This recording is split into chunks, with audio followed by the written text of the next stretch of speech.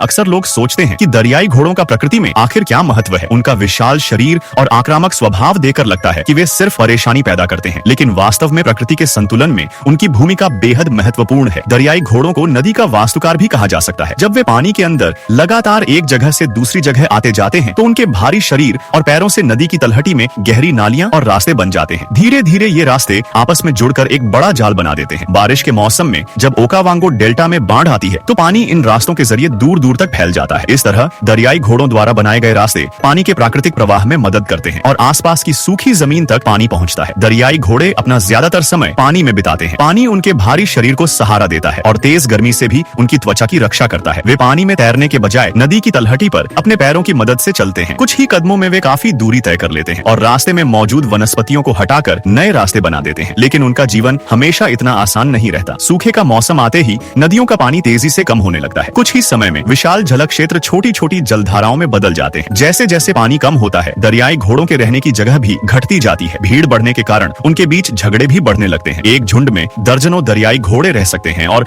उनकी सुरक्षा की जिम्मेदारी एक शक्तिशाली नर के पास होती है। अगर कोई बाहरी नर उनके इलाके में घुसने की कोशिश करता है तो मुखिया उसे चुनौती देता है। कई बार दोनों के बीच खतरनाक लड़ाई भी होती है। इसका मकसद सिर्फ क्षेत्र पर कब्जा करना नहीं बल्कि अपने पूरे परिवार और झुंड की रक्षा करना होता है। सूखे के दौरान हालात और भी मुश्किल हो जाते हैं। पानी की मात्रा इतनी कम हो जाती है कि जो नदी कभी उनका सुरक्षित घर हुआ करती थी वही उनके लिए कैदखाना बन जाती है। पानी गंदा और बदबूदार हो जाता है, लेकिन उसे छोड़ना उनके लिए संभव नहीं होता क्योंकि बाहर तेज गर्मी होती है और उनके भारी शरीर को ठंडा रखने के लिए पानी बेहद जरूरी होता है। दरियाई घोड़ों को रोजाना बड़ी मात्रा में भोजन की जरूरत होती है। इसके लिए उन्हें कई घंटे पानी से बाहर रहकर घास चरनी पड़ती है, लेकिन तेज धूप और उनके भारी शरीर के कारण यह काम उनके लिए काफी कठिन होता है। इसलिए भोजन करने के बाद वे जल्द से जल्द वापस पानी में लौट आते हैं। फिर एक दिन दूर से पानी की एक पतली धारा दिखाई देती है। यह पानी अंगोला के ऊंचे इलाकों में हुई बारिश से आता है। हजारों किलोमीटर का सफर तय करने के बाद यह पानी ओकावांगो डेल्टा तक पहुंचता है। सबसे पहले पानी उन्हीं गहरी नालियों में भरता है जिन्हें दरियाई घोड़ों ने वर्षों तक अपने आने जाने से बनाया था। इसके बाद पानी इन प्राकृतिक रास्तों से होकर पूरे डेल्टा में फैल जाता है। सूखी नदियां दोबारा भरने लगती हैं और आसपास की धरती में फिर से जीवन लौट आता है। जहां कुछ समय पहले तक सूखा और गर्मी थी वहां फिर से हरियाली दिखाई देने लगती है। जानवरों को पानी मिलता है और पूरा पारिस्थितिकी तंत्र दोबारा सक्रिय हो जाता है। इसलिए दरियाई घोड़े सिर्फ एक विशाल और ताकतवर जानवर नहीं है, वे अपने व्यवहार और गतिविधियों के जरिए नदी के रास्तों को आकार देते हैं और पानी के फैलाव में महत्वपूर्ण भूमिका निभाते हैं। यही दरियाई घोड़ों के अस्तित्व का असली महत्व है। वे प्रकृति के संतुलन का एक महत्वपूर्ण हिस्सा हैं।